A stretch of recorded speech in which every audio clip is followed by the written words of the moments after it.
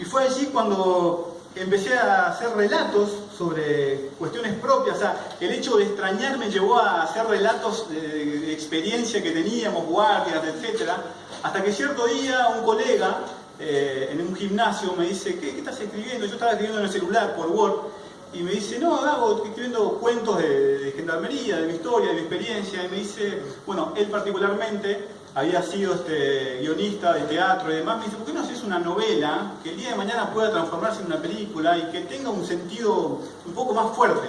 Y bueno, dale. Así que segmentó todos los pasos y tópicos que puede tener una película, una novela, y sobre eso descargué todo el conocimiento que tenía de mis 12 años de experiencia, las vivencias que había tenido con colegas, con camaradas, y bueno, fue así como nació Días de Patria, ¿no?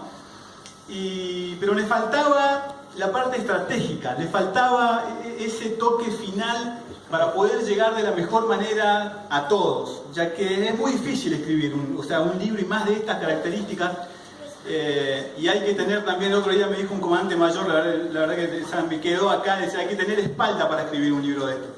Y fue gracias a esa intuición de decir, voy a buscar alguien que en esa parte táctica me resuelva todo. Y yo lo conocía al comandante mayor, porque había sido mi subdirector y le había comprado su libro, Atrévete y sube a la cima, y habíamos compartido charlas, pero para él con tanto trabajo en el Centinela no recordaba, y le mando un mensaje. Me dice, bueno, venite y lo vemos. Fue así que llego a la Argentina.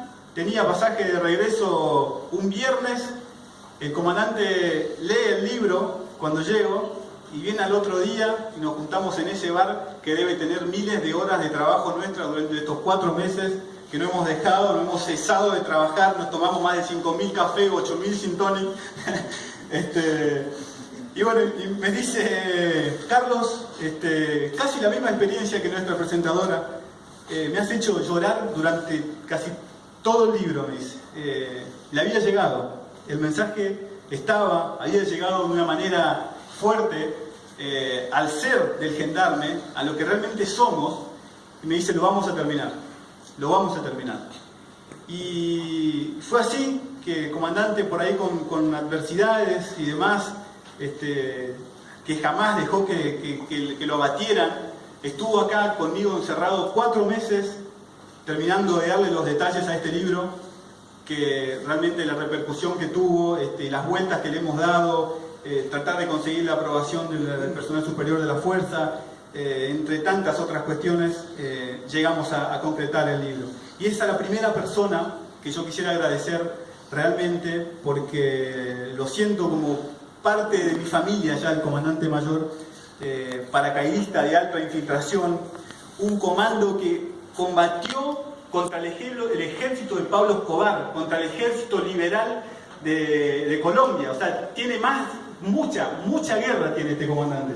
Y realmente me llena de orgullo estar sentado con alguien que estuvo al borde de la muerte en el medio de la selva mientras le cruzaban balas por todos lados, y gracias a todas esas cuestiones tiene esta medalla, que es el mérito de honor del ejército de los Estados Unidos.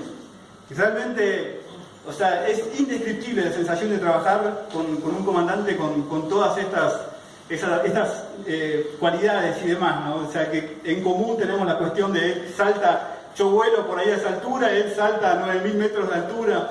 Realmente una experiencia que no se puede describir. Le quería agradecer realmente a mi comandante mayor, porque usted no lo puede... O sea, hay algo más, perdón, no me quiero olvidar de esto.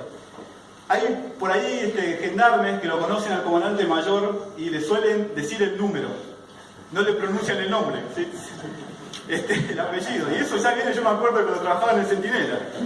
Y yo realmente quiero refutar esa teoría, porque desde que digo comandante mayor Esquivel no han dejado de pasarme cosas buenas. Todo ha cambiado en mi vida, todo ha sido para bien.